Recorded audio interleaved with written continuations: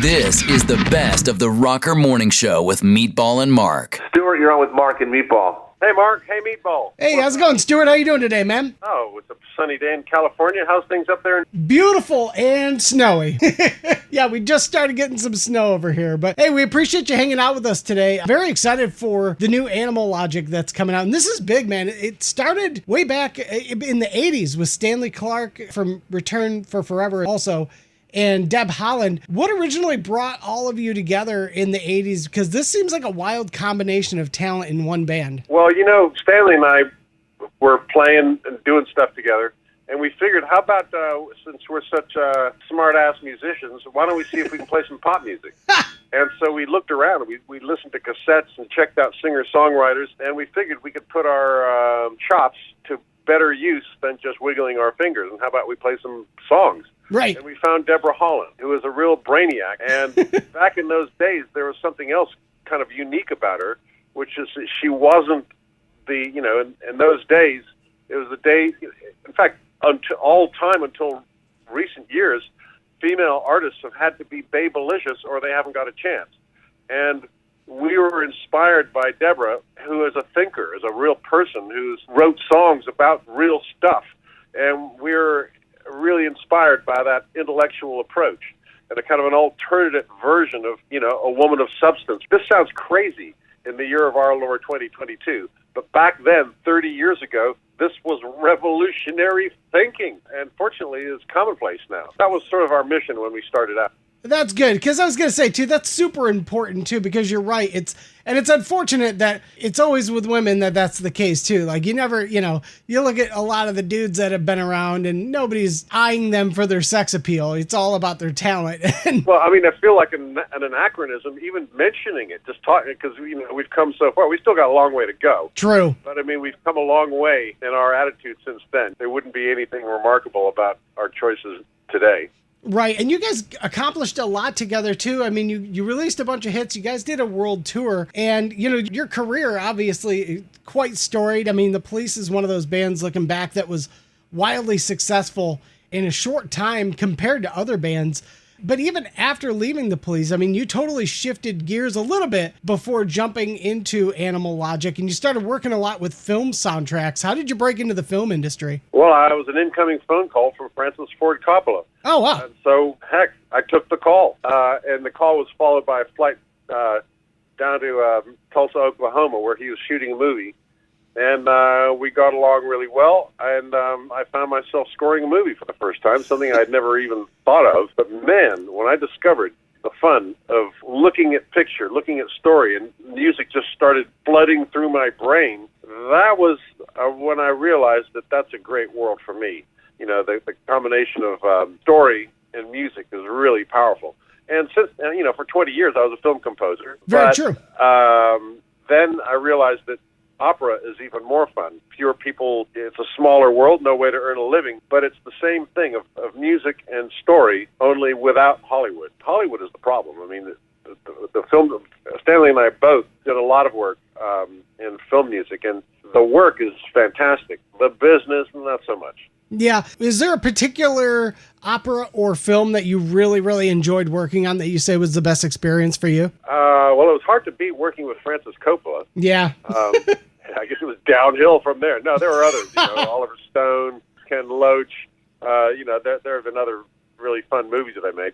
But there's a strange thing is that the best movie is not necessarily the best music. One of the best scores, one of the most fun movies I worked on was something called Rapa Nui. Oh, okay. Never heard of it, right? Yeah.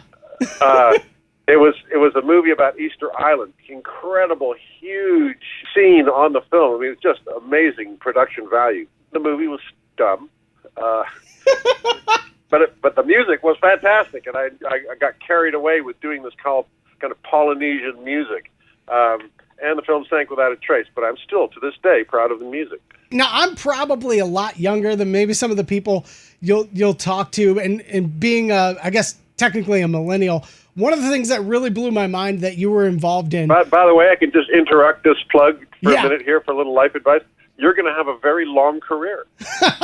All the guys that I was talking to on radio 50 years ago Jim Ladd, all these guys, they're all still on the mic. They look like crap, but they sound even better with their encyclopedic knowledge of music. So, young man, you have a long career ahead of you. Hey, I appreciate that. Now back to the plug.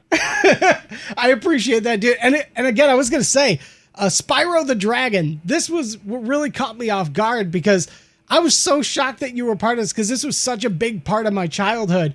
And I was like, oh my God, this is the guy behind Spyro the Dragon music. And you actually got to play along with it too. Well, there's a whole segment of society. There's a demographic for whom I'm the guy who did Spyro. And gosh, by the way, did you know he played in a band too?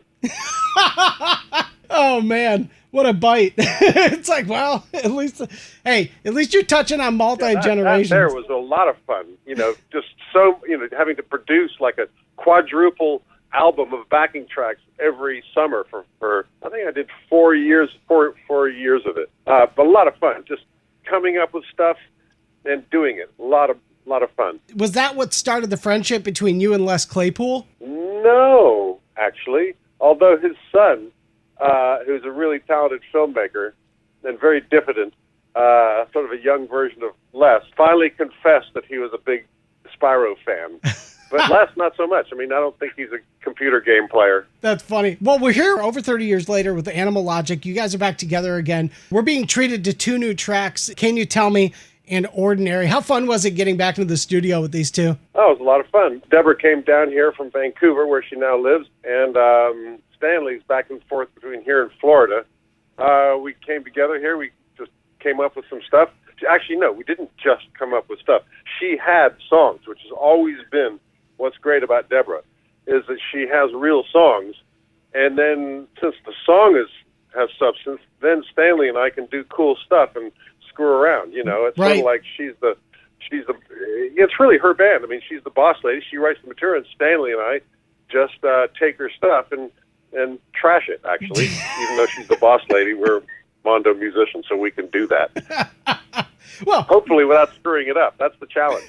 Right. With her approval, of course. It's going to be available this Friday. Are there any plans maybe to hit the road together in the future? Well, we're talking about that kind of thing. But we've all got lives. And in this day and age, bands coming together is a very loose concept. True. She's still in Vancouver. I'm still in Los Angeles. And so we can communicate the way most people do. Session musicians rarely leave their house these days. Yeah. And I guess band members are kind of in the same boat. We can send our files back and forth over the internet. Well, we're looking forward to these, man. They're dropping this Friday.